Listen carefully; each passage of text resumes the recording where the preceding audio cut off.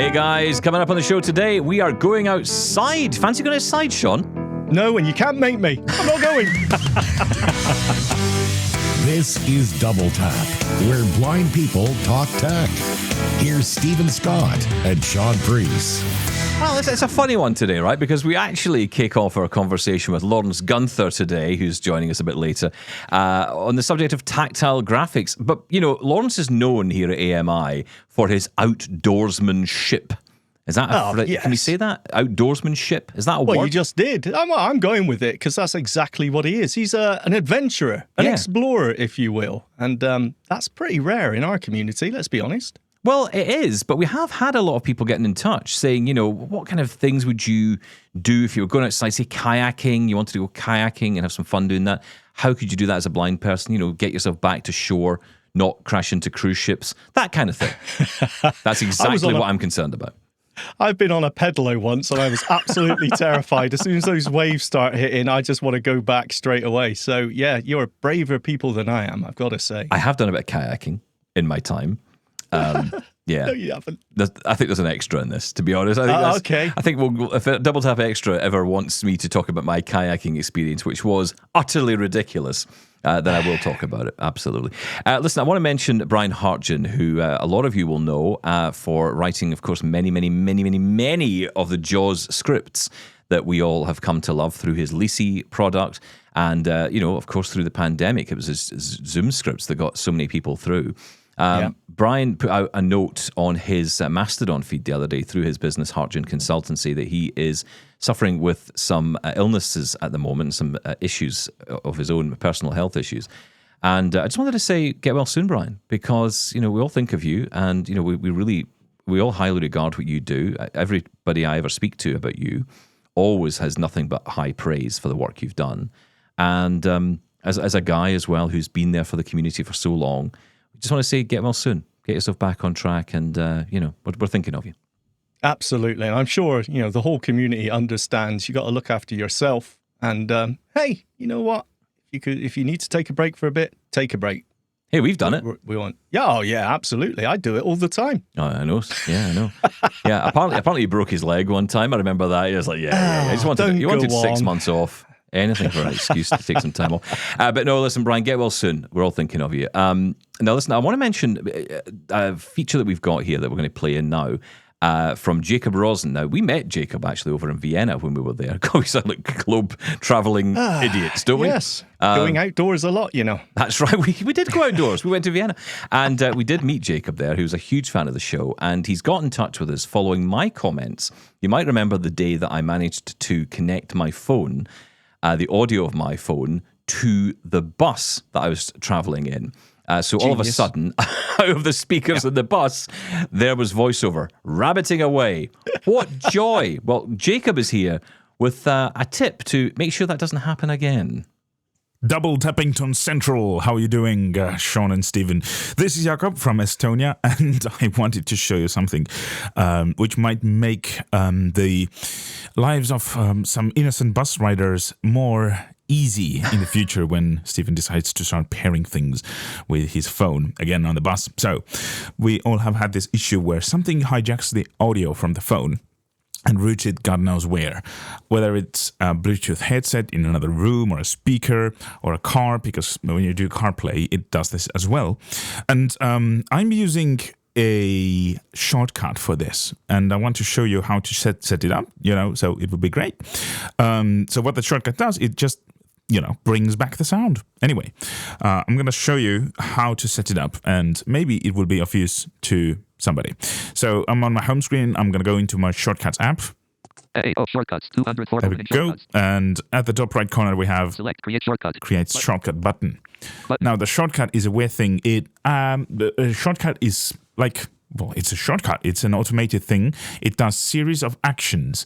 And now we have to find the actions we want. There's tons of actions, and you can do amazing things with shortcuts. And maybe this is a topic we can talk about at some point. I use a bunch of them. But let's create this one. In the middle of the screen, we have Actions. Add actions from below to create a shortcut. This message. And below, there's a search field. Add actions from below. Search actions.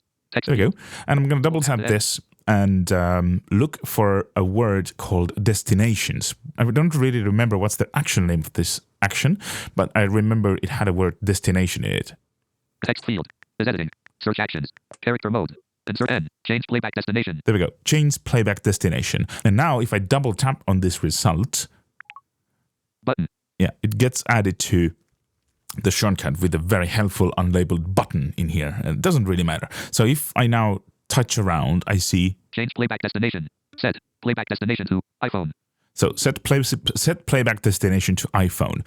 And you hear it makes some pauses between those things. Set playback destination to iPhone. So the pause means that those are the variables. You can change what those do. So if I swipe down, for example... Edit operation set. Edit operation set. Edit device iPhone. Edit device iPhone. So we actually want to keep this on iPhone, but let's say you want to always route your sound to something else. So you can double tap on that, and it shows you the list of all these things where you can send your sound. LG Windows TV, living room, Apple TV. I got a bunch of speakers. Jacob MacBook Pro 14. So I can, always send it to something. Bedroom. Select dictate. Selected. iPhone. We have iPhone, right? Okay, good. Now we are almost ready. I like to add a little quality of life improvement to this as well. So let's go and find another action. Now the search field is at the bottom of the screen. Search actions. And I write vibrate here. E. Controls. Vibrate device. Vibrate device. Why? I just double tap on that. Now it's added to the action. So if I swipe at the shortcut. Set. Playback destination to iPhone. Remove action from shortcut. Vibrate device. Vibrate device. Remove action from shortcut. Why the vibrates? I can confirm if the shortcut has run successfully. So that's why I add this vibrates here. Anyway, now I want to give it a name because the shortcut auto-names itself based on the last action, which vibrate device. Action right now is vibrate device. It's at the really top of the screen, and if I double tap on that, it opens up a menu. Rename. We have rename here. I'm gonna rename it to say sound to phone. Sound to phone. Okay. Button. Right. And now we have a done button at the top right. Done button. Good. We have the shortcut. Now we want to somehow run this shortcut. So for that we have to go to settings. Settings. Active. Settings. And find accessibility and voiceover. Accessibility. Zoom. VoiceOver. Here we go. And in VoiceOver, we have something called commands. Audio commands. And in commands, all commands. We have an option called all commands. And in this, we have loads of commands, everything VoiceOver can do. But at the bottom of the list, there's an option called shortcuts. Shortcuts. And if you double tap on that, it opens up the list of all the shortcuts we have. Describe screenshot. I have, my screenshot describer here, photo describer here, everything, things, which I also trigger as in the similar way. But at the top of the list, we have the newly created sound to phone. Sound to phone. Right. I'm going to double tap on that. Touch gestures. And we have touch gestures, a heading. Add gesture. Add gesture. Keyboard shortcuts. And keyboard shortcuts. Add keyboard shortcuts. So we can either do touch gestures or keyboard shortcuts. Since I'm not always connected to a keyboard, I'm going to go with touch gesture. Add gesture. Cancel. And here we have all the touch commands you can do with your phone. Now, I want to map this to, let's say, 4-finger triple tap. We are on a double tap podcast, so let's do 4-finger double tap, whatever. So I'm going to go by headings. Touch gestures. Tap. 1 tap. 2 fingers. Tap. 3 fingers. Tap. 4 fingers. 4 fingers. Swipe right. 4 finger single tap. 4 finger double tap. Okay, I'm going to double tap on that. 4 finger double alert.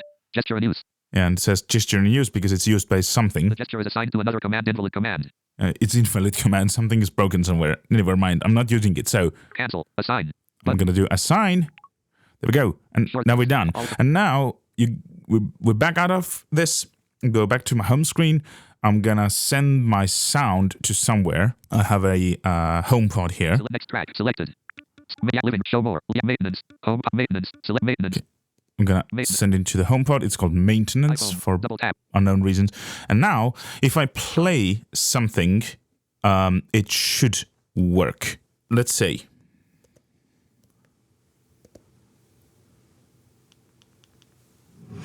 Coming up, I might use some humble pie. Oh yeah, it's talking. Who might be this person? And now if I do my new shortcut, 4-finger double tap. It talks on my phone. So it did the trick. And you can do it with any audio destination, whether it would be Bluetooth, AirPlay, I don't know, something else. It just works. So there you go. Happy 4-finger double tapping, everybody. Oh, wow. Thank you, Jacob. That's incredible. It just works. I think that's one of the best examples of the shortcuts, because shortcuts is incredibly, incredibly powerful.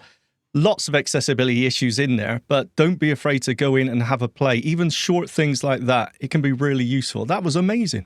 Yeah, and you know what? It gets you into it. I'm actually quite intrigued to try that. I have done a couple of shortcuts in the past. Things like opening apps using a keyboard shortcut, or, you know, that kind of thing. Or maybe when you open another application, this application will start. Or, you know, you have to set up the shortcut so that you can enable that shortcut somewhere else, or whatever it might be. It's really good for that kind of thing. But, you know, it is dipping your toe in. And I have to say, it is a lot easier on the phone. On the Mac, I found it very confusing. So I didn't really get into it too much. But I never tried it on the Mac. Yeah, absolutely. Well, we are going to talk about your Mac experience at some point. Have you actually got it started at any point? Have you even got it started up? Okay, I had to recover it, because I couldn't remember my password to log in. So I went into recovery mode. You cannot get to the status menu to get to the Wi-Fi, to connect it to Wi-Fi. Yeah, we've heard all this. It's impossible. Inaccessible. Apple. Inaccessible. It just works. Sorry, I got annoyed. There's a conversation to be had. Definitely. Well, look, coming up, we're going to be hearing from Lawrence Gunther. He's going to be talking all about his trips outdoors and spending some time in the great outdoors, but also talking about the subject of tactile graphics. That's on the way next. Get in touch with Double Tap. Email feedback@doubletaponair.com. Leave us a voicemail at 1-877-803-4567. And now you can send an audio or video message to us on WhatsApp. That number is 1-613-481-0144. Okay, you know what, Shaun? Let's talk about getting outside. I know what you're going to say. No, we're not going outside. I'm staying in my shed. I don't want to leave. I get it. What's wrong with that?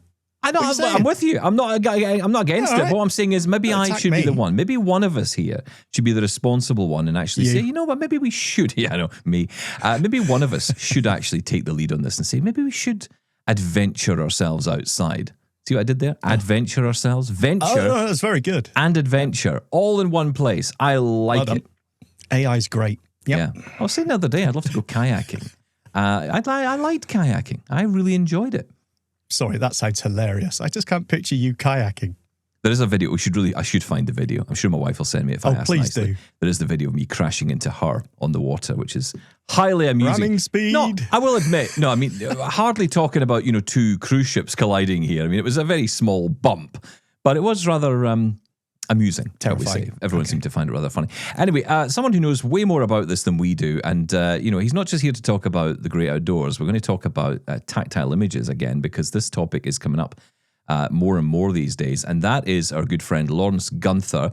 Lawrence Gunther, welcome to Double Tap. Is this your first time on Double Tap? I cannot believe that if it's true. It is. Wow. Yeah. But I've been listening and enjoying you guys pushing the barriers and pushing the limits and just getting making things happen and boundaries of taste. Yes. Thank you, Lawrence. I'm so happy you're here. Well, listen, I'm glad you're here as well, because, the whole story of tactile images has been growing and growing through the use of new technologies, and you were involved with a project with Canon way back. Well, how long ago was that with the Canon World Unseen project? When was that? Well, they reached out to me, I think it was September of 2023.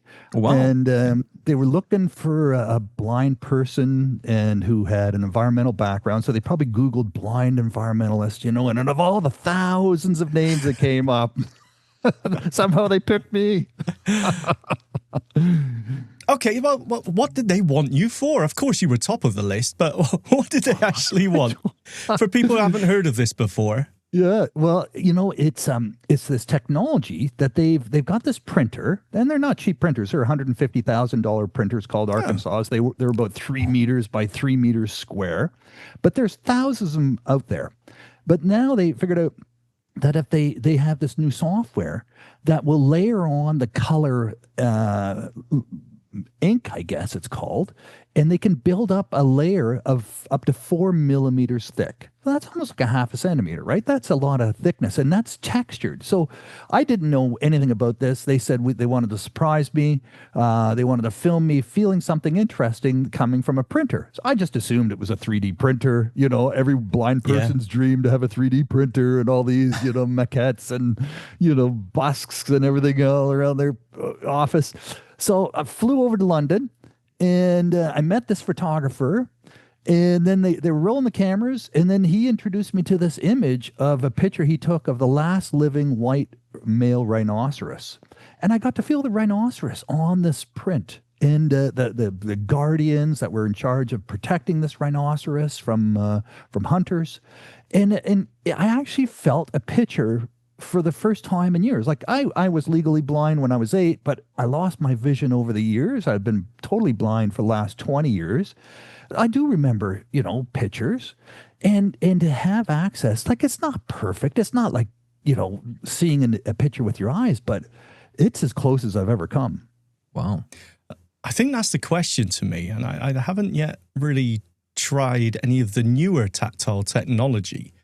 I just find it difficult to sort of comprehend that you can feel it and visualize it in the same way. Like, if you had no context of what this was, were you actually, you know, led to this and given any idea of what this was, or was this totally, you know, I'm going to use the phrase coming to it blind, and just you were able to work out what it was?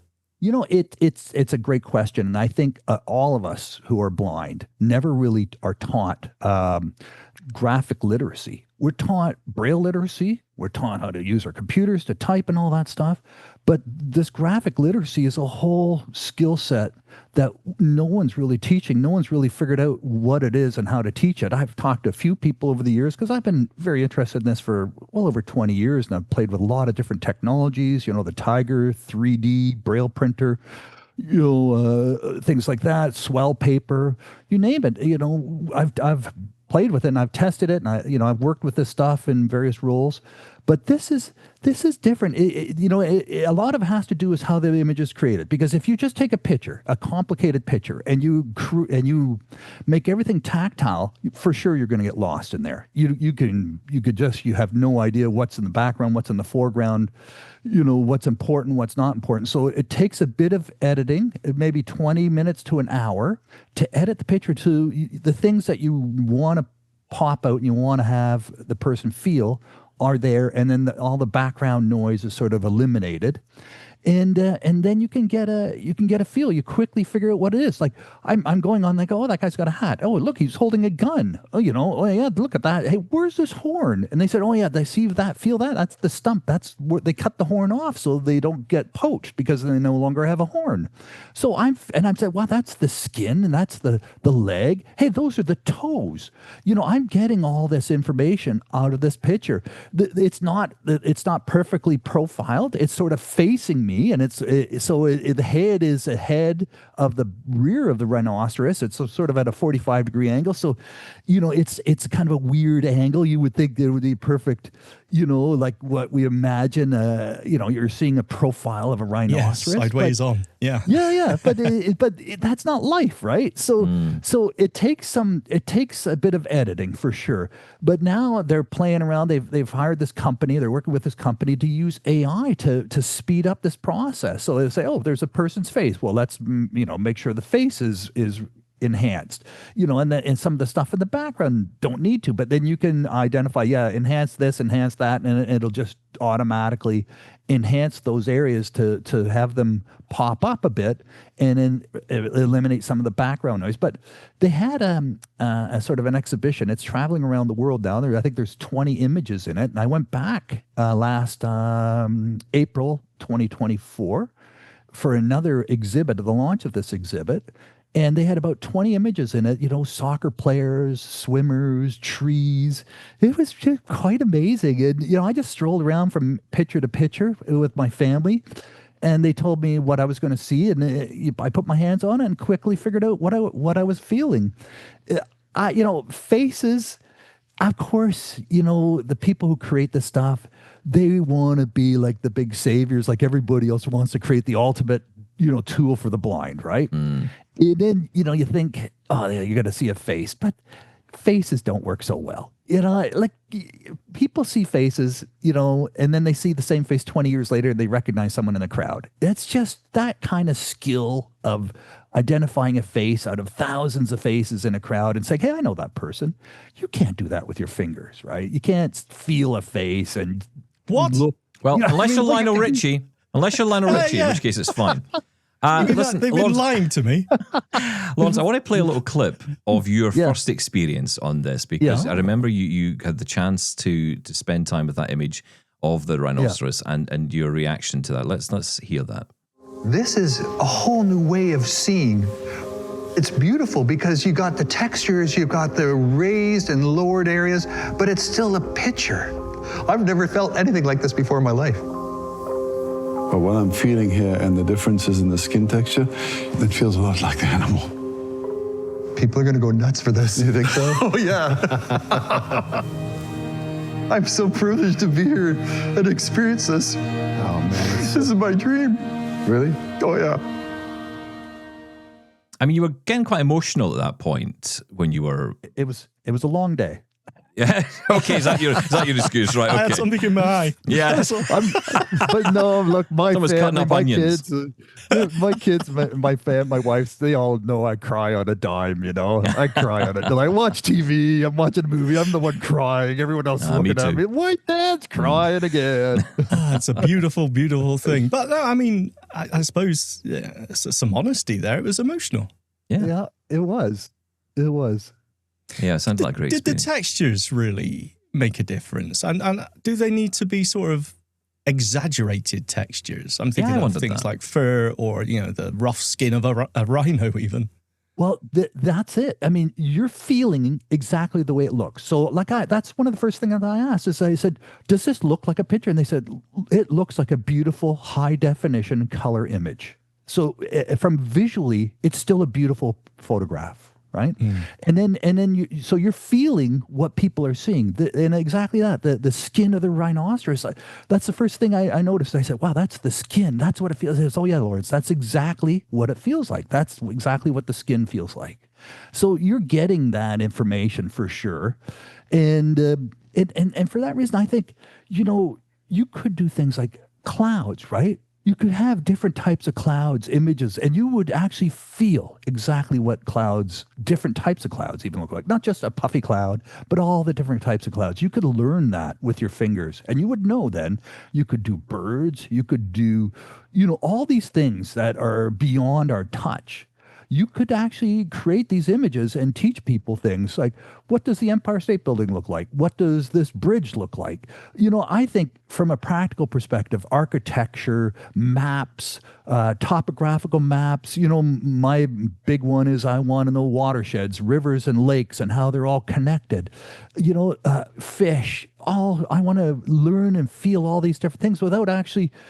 Even if you put a fish in my hand, I'm not going to spend that much time holding a fish because I want to put it back in the water. But if I could take a picture of that fish and then feel it and take my time to explore it, that would be, beautiful. And I'm not saying I wouldn't, if someone took a picture of my wife's face and gave it to me as a tactile image, I wouldn't, touch it. but I should hope not. She'll kill you if you say that. Of course I would touch it. But or pornography. I'm not saying I'd say no to pornography, but what else are you going to do with it, right? Okay, what's the gameplay here from Canon? I mean, is it to develop technology? I mean, clearly they're developing this technology for this purpose for the exhibitions, but is the plan to create a product you think that they can sell that then we could buy potentially to do this kind of thing at home? Well, I think about the Kurzweil, OCR reading machine that came out in the 1980s, and I was around back then, and it was, I think, $60,000, and it was the size of a desk. And that was a lot of money back in the 80s.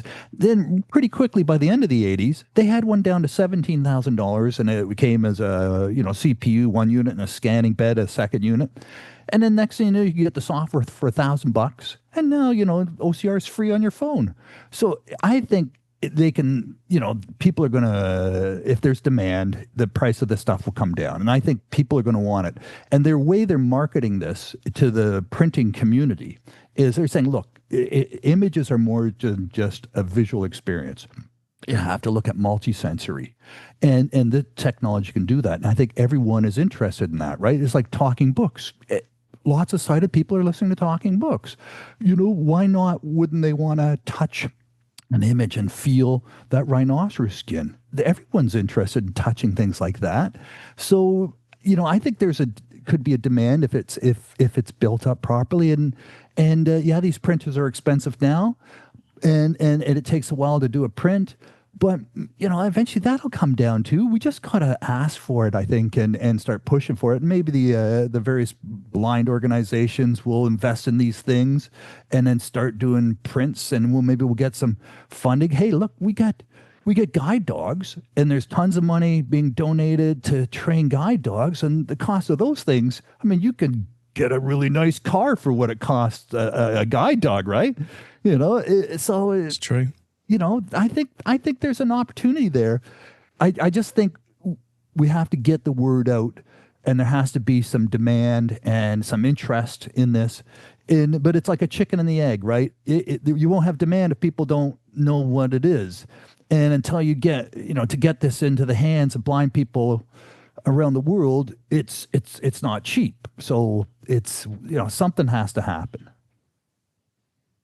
Yeah. That's exactly why those sort of events are needed, right? Because like me, if I hear about, tactile art or tactile photo, tactile graphics, until you get hands-on, it's just words, right? Well, I don't know if that actually will do anything for me, but until you experience it and say, actually, this does give me something, right? This involves me in something which I'm otherwise excluded. You need to get these into people's hands. I agree, and I think Canon's trying. They created this exhibit. It's a traveling exhibit. It's going around the world. It's been in a bunch of countries already. But I think, are they showing up at the, CSUN or other blind conferences? I think that could be, that has to happen. And you're marketing right now on an emotional basis. It's like guide dogs, right? You raise money for guide dogs because they unlock the world for the blind, quote unquote. Yep. Everyone knows less than 10% of the blind population actually wants a guide dog, and because it's not everyone wants a guide dog. But from the public perspective and the fundraising perspective, they're told that this is the cat's meow, man. Everyone should have a guide dog, and I think we have to be more practical and less emotional about this. But I'll tell you, it is sort of, this is new. Like, this goes way beyond tactile Braille, Braille graphics. Braille graphics are great for certain things, teaching math, maps, getting maybe a floor plan, things like that. But it's just on or off. It's black or white. It's not, it's like an Etch-a-Sketch, if you remember what those are. Have you ever experienced those? It's funny. It's funny you mentioned that, because I was going to ask you about this. We've been talking about tactile graphics on the show quite recently, and we've been chatting about the Monarch from HumourWare and APH. We've been talking about the dot pad and how those are beginning to deliver tactile graphics. And for the people who are using them, it seems to me anyway, from what the people who have been on the show telling us, they're really, really enjoying using these devices because it's finally giving them access to these images. Now, it's interesting your perspective on that, because you're saying, but it's kind of just and it's interesting you use the phrase black and white. I know what you mean by that, because essentially what you're saying is the image is there, so you're not getting the texture, you're not getting the sense. I do believe there are technologies out there with Braille that can do that, with different heights of Braille cells and Braille dots along the way that can give you a sense of texture, a sense of a design of something. But where do you stand? I mean, these devices like the Monarch and all the rest are coming out. Have you had a chance to touch any of these? Get hands on with any? Oh, yeah. Any of that kind of stuff? Oh, yeah. I lived in Sweden for a year, and they were doing this, back when I was there in 1990, they had this type of technology with Braille tablets kind of thing. They were super expensive. I work pretty closely with the guy who's the team who makes the Tiger printer, and their 3 level of Braille printing dots. I've owned Braille printers, different types of Braille printers. I could do Braille graphics, and worked with that.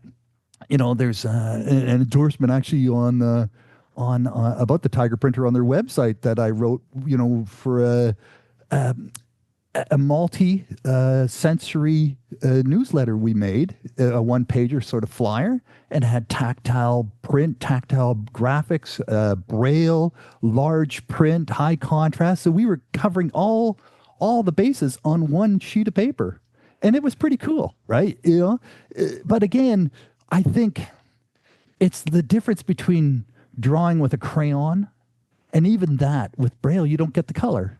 So you only get one color crayon versus, what the rest of the world is experiencing with 4K, 8K graphics and LED TVs and all of that technology. Like the rest of the world is way ahead of us in terms of in terms of accessing graphics and what we have access to. And we got some catching up to do. And it's coming. I would say, though, perhaps some might argue that, the reason that we're in this position is because of cost, right? I mean, what Canon's done is, I don't know how much these machines cost that are making these images, but I don't imagine they're cheap.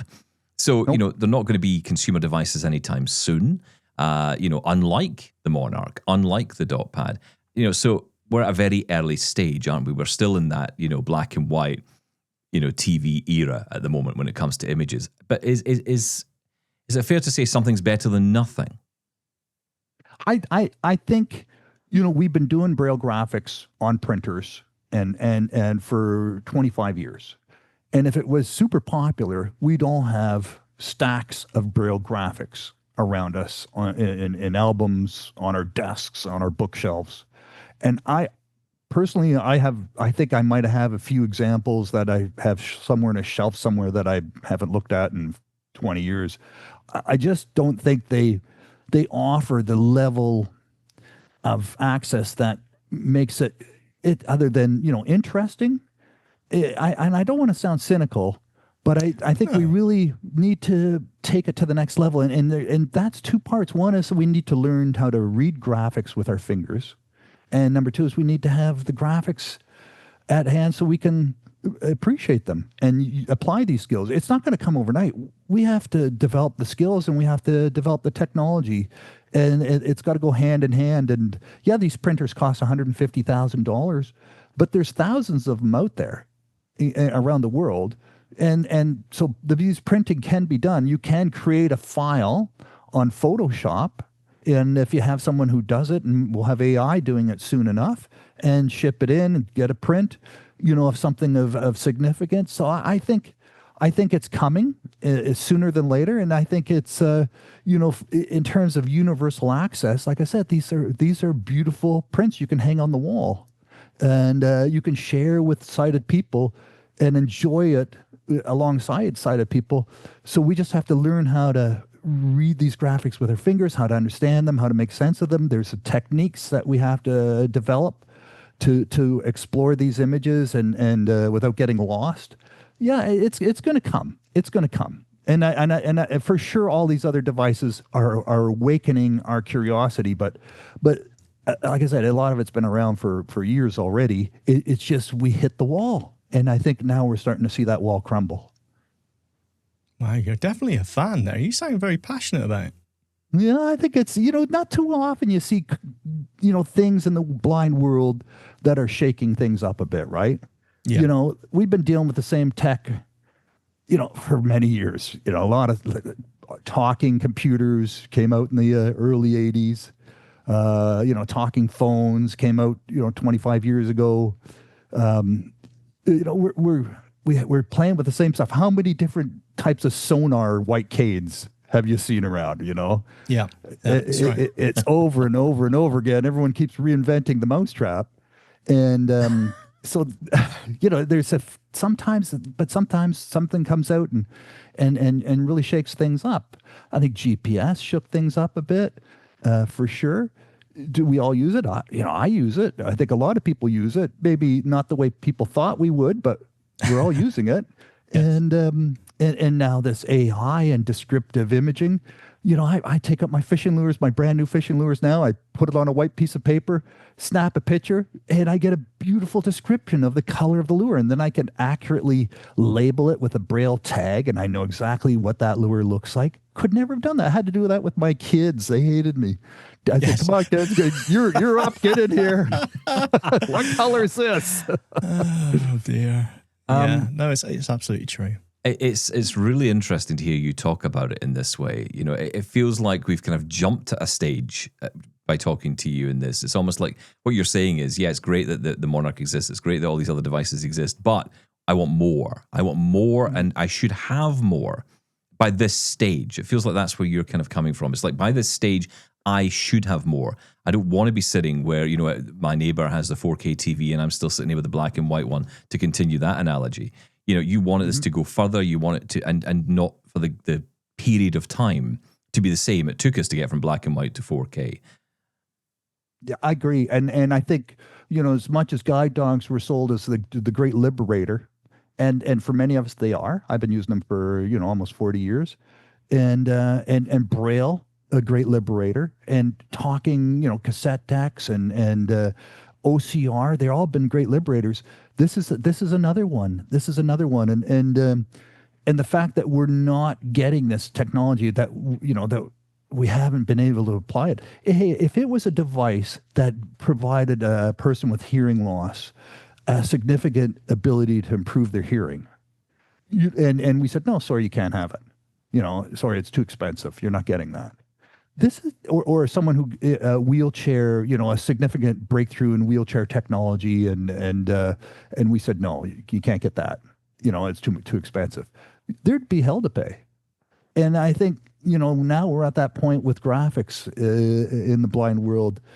We know this is out there, and we should have access to it. It's to me, it's a right. I'm not a big socialist kind of person who thinks there's rights, but this is a game changer, and just like these other technologies I mentioned, they can fundamentally change how we view our world. God, how detailed was that rhinoceros? I mean, it must have been quite a bit of detail on that. You're so emotional, Lawrence. I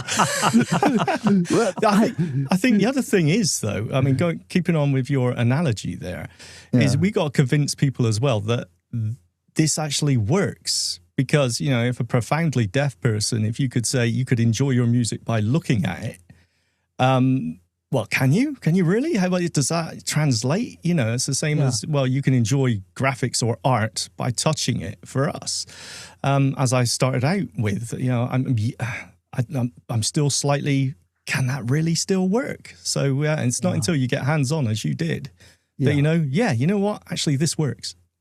I think it works, and they've been playing around with doing camera transplants on eyes and that sort of retina technology, and that's had some freaky results for people. But everyone wants to give people blind people the ability to see, and this is where it gets emotional and where it can get screwed up, and this is where blind people need to take a hand, because we need to say, hey, look. You can give me a picture of my wife's or my partner's face, and I'm going to see. I'm going to feel a nose, a couple eyes, a mouth, a couple ears, some hopefully. Hair. You don't know. You don't know. Yeah, no hair? What the hell? But a mustache. What's that on the chin? But it's not going to be as. Sighted people think that's going to be exactly what we want, and in reality, it's not going to be as impactful as, say, showing blind people clouds, letting them feel clouds who have never seen a cloud before in their life, right? Or a tree, a real tree next to a building,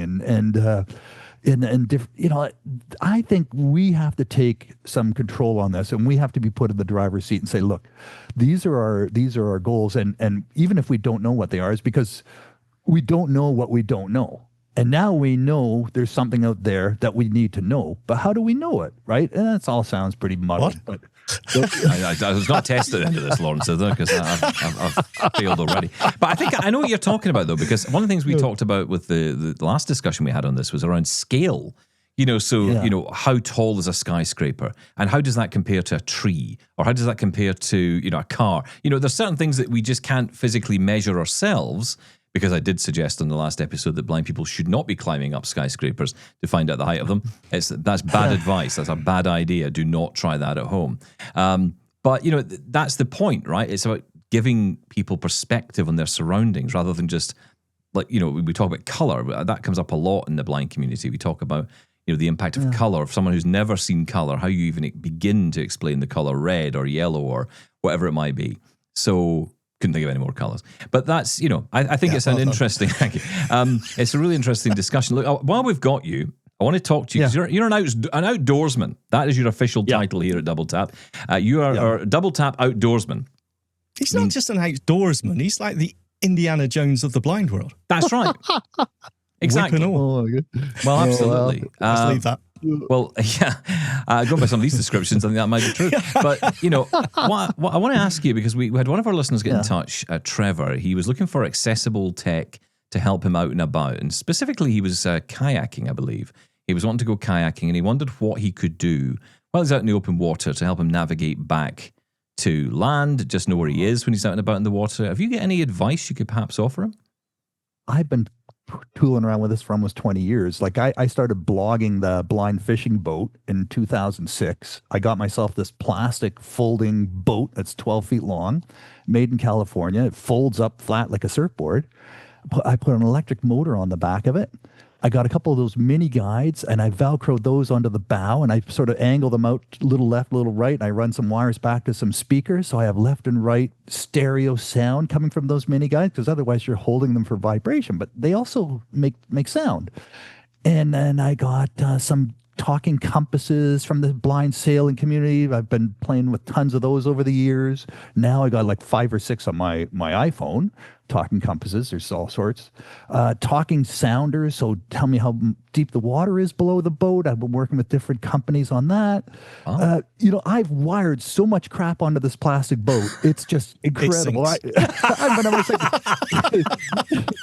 If there's lightning, I'm going up. If there's any lightning, I'm a rod. It's going to happen.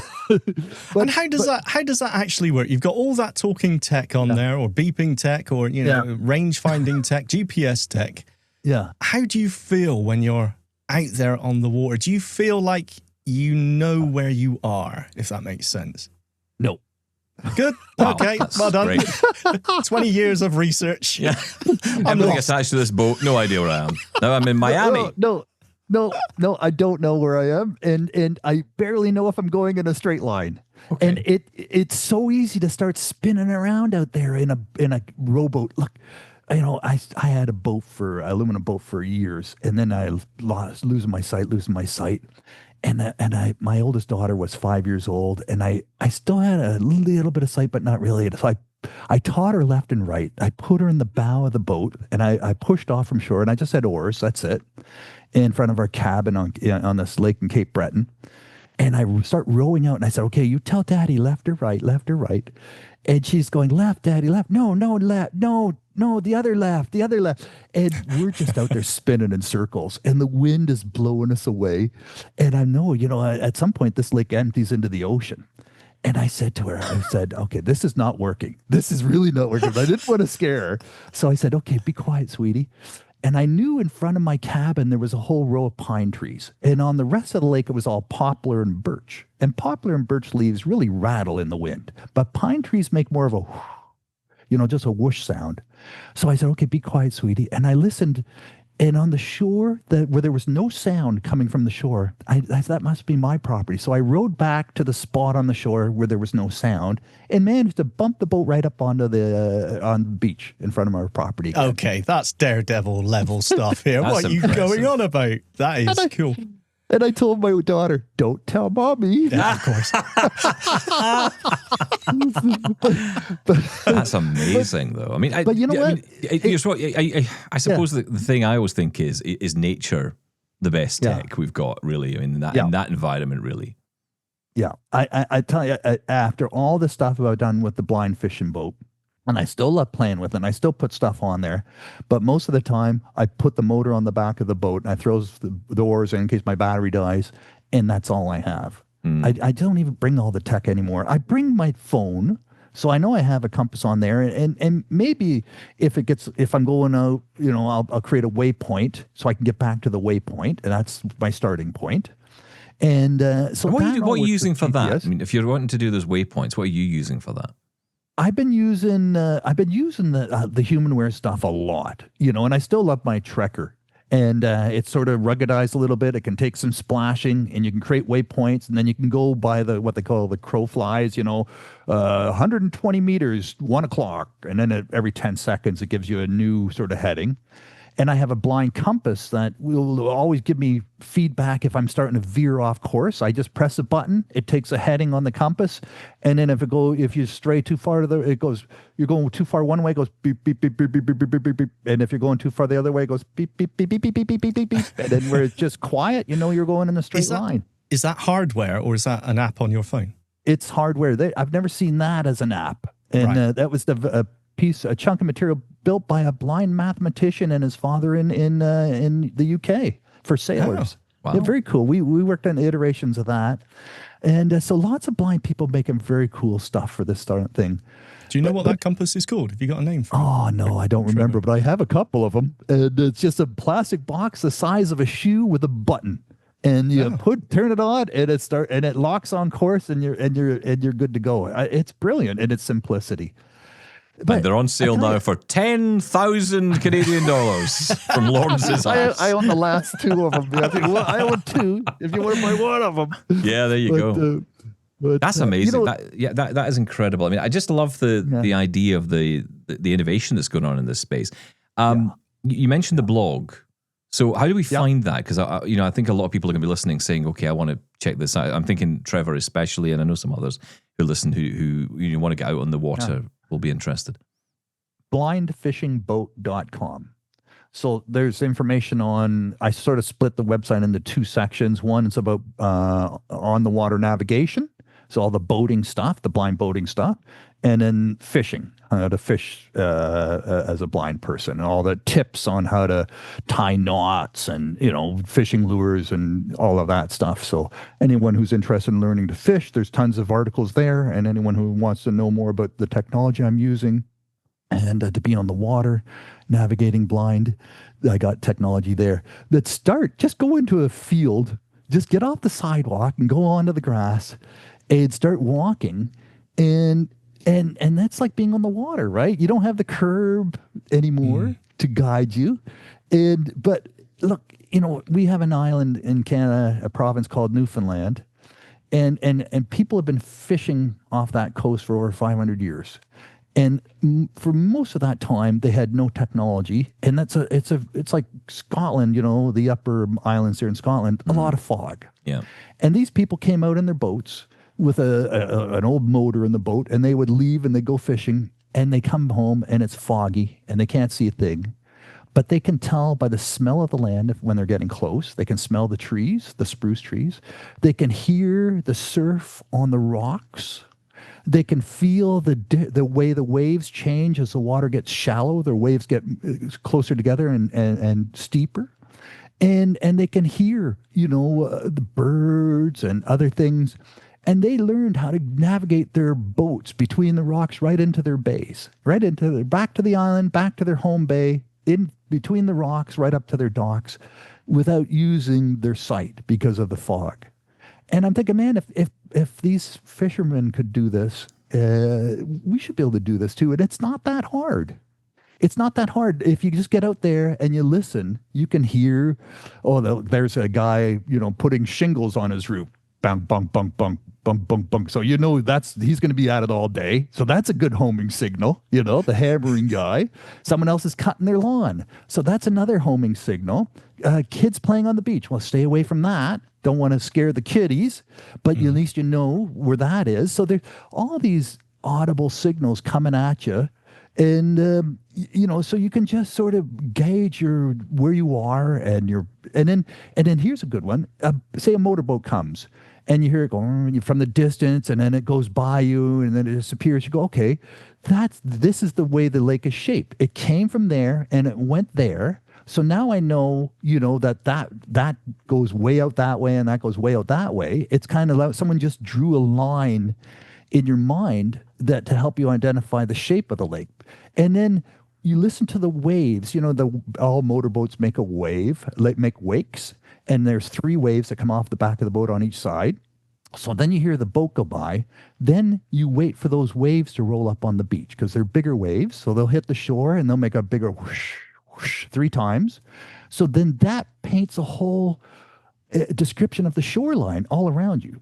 It's the sound of those waves rolling up on the beach. So now you've got an idea of the size of the lake from the boat motor, the way it traveled, and the shoreline, the way the shoreline is shaped by the boat's wakes. And this is all really cool information that you can use to get around in your little. But again, if you're paddling or rowing, man, it's tough to go straight. I use a kayak that has pedals. It's made by Hobie Cat, and it's got a little rudder that I can control with one hand. And it's quiet. When you're paddling, you're making a lot of noise, splash, splash, splash. But when you're pedaling this kayak, it's virtually silent. And then I'm using one hand just to control the rudder, so I can make little micro adjustments to keep a straight course. Very difficult with a rudder. Every time you take a stroke with a paddle, you're having to make micro adjustments with your paddle, and that's very visual. So this way, it's nice.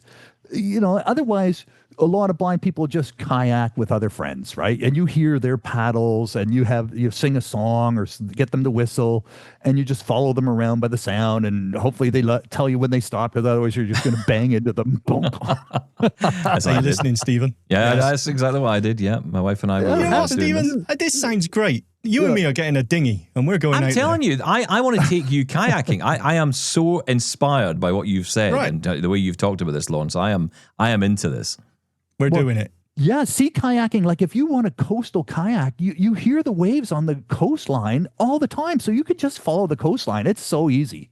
Yeah. And then when you say, okay, let's go in, then you can sort of ride the waves like a surfer. You get on the front of the wave and it shoots you right in. It's a blast. And that's a lot of fun. That's a lot of fun. And you don't need to be in a double kayak. You can do it your own. Lawrence, quick question. Are you free in the next maybe couple of weeks, just in case, the kayaking thing doesn't work out and both of us are, drowned in the process or lost at sea? Lost at sea. You maybe look after the show for us if that's the case. Wilson. Well, fishing is the most deadliest profession in the world. Oh, well, forget it then. That's it. Back to Netflix. Never mind. Stick with this. Lawrence, it's been wonderful talking to you today. Thank you so much for coming on. Trevor, I don't think you could have got a better answer if you tried. That was amazing. Honestly brilliant, Lawrence. Thank you so much for coming on. And, come back and let's talk more about the graphics. I have to say your story and your passion for the Canon and what Canon are doing at the moment and this kind of new approach to tactile images is really interesting. I can't wait to hear people's take on it. I can't wait for all of us to get our hands on it and start to say, hey, look, this is the new guide dog. We need this. And it starts to happen, and it will happen. And 20 years from now, 10 years from now, we'll look back at this and go, wow, it's here, and look where we were 20 years ago. It's amazing. It's like talking computers, right? Where were we 30 years ago, 40 years ago? We had nothing. We were selling pencils on the corner, and now we're all actively employed because of these talking computers. It's it's game changers, you guys. And you guys are pushing the envelope on all that stuff, man. Thank you for what you guys do. Oh, no, thank you for coming on. Really appreciate it, Lawrence. Thank you. Although I will say, every time I talk to someone like that, I always think maybe I should be selling pencils. But, how am I doing this? But you know what? That was such an interesting conversation. I learned so much. And I am a little bit inspired to get back out kayaking. I think my wife is surprised to hear me say that as well. But she's not so keen, obviously. No, I think she would. We need to do this. We need to have a day out where we all go kayaking. We'll use our Meta Ray Bans to record it. Do you know what was so interesting from that? And it's something we hear quite a lot. We're always expecting, 20 years, basically gluing technology, talking tech to his boat. I'm expecting him to say, you know what? I feel so confident. I know exactly where I am at any moment on a lake. And he said, Yeah, no. Not got a He's clue. still relying on himself, right? On the skills that we pick up when we're navigating anyway. You still need to rely on yourself and have that confidence. So interesting. Yeah, it's like the whole conversation around guide dogs, right? You know, everyone says, oh, the guide dog does everything for you. It's like, no, it doesn't. No. There's still a huge amount of O&M required to do that, to get out there to do things. The dog will only, essentially follow your commands. And it's the same with everything else. Take you so far, literally, some cases. Yeah, but you're right. These are all tools to help us, but you still need that confidence and those skills that you pick up, sometimes naturally, sometimes through some sort of training. But very interesting. I really enjoyed that chat with Lawrence today. Thank you so much for that. Also, thanks to Jacob for that amazing review of how to use audio routing functions on your iPhone. I'm going to go and try that, actually. I'm going to go and get that and set shortcuts. up in Amazing. And shortcuts as well, exactly. Listen, plenty more to come. Double Tap continues. And, of course, your comments always welcome. We'll get into the feedback on the next one. Plus, of course, more reviews to come as well. We've got a big pile of them to get through over the next few weeks. Can't wait to bring them to you. Thank you. Goodbye. Thank you. Bye-bye.